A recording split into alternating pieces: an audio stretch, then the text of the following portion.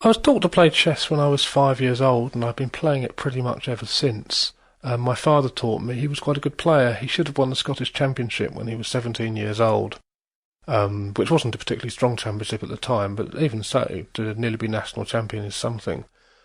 And I play it to a very good level where I play for Oxfordshire. I play for a team that won the Championship of Oxfordshire. And I play it well enough that when the very top players are playing, I understand some of what's going on, though not all of it. It's hard to know what its fascination is. Anybody could talk about what they were interested in their spare time and make it sound interesting, and it would be interesting because it's interesting to them. But sport has always had a certain amount of mystique to people in general.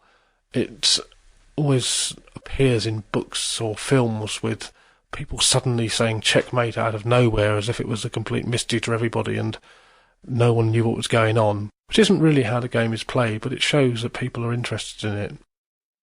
I play it because every game is different. I play it because it tests you. In a way, you're not playing the opponent, you're playing yourself. You're dealing with something that is fantastically intractable mathematically, where the number of possible games is as close to infinity as makes no difference, where you will never play the same game twice if you play for thousands of times, and where you probably never play the same game that anybody else has ever played if you play for thousands of times, where even the strongest players in the world, very often when they play a game, have very little concrete of idea of what's going on, and where it combines the necessity to calculate, the necessity to be absolutely clear about what you think is going to happen in the near future, with a degree of strategy, a degree of understanding of how you should lay your forces out that is comparable to generals laying out their forces for a battle.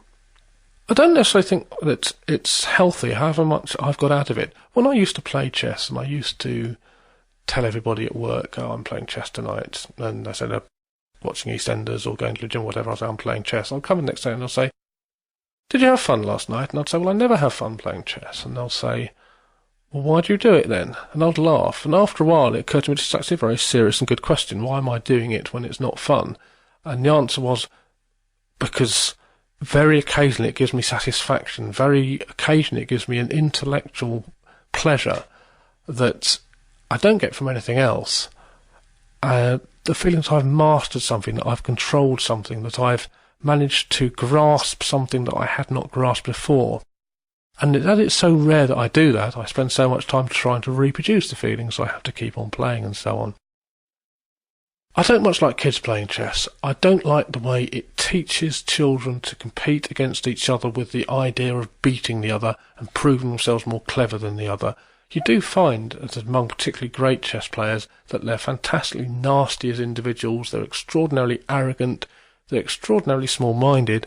They don't understand, for instance, that chess actually doesn't matter very much, and that they do regard other people as inferior simply because they're not as good at chess as they are.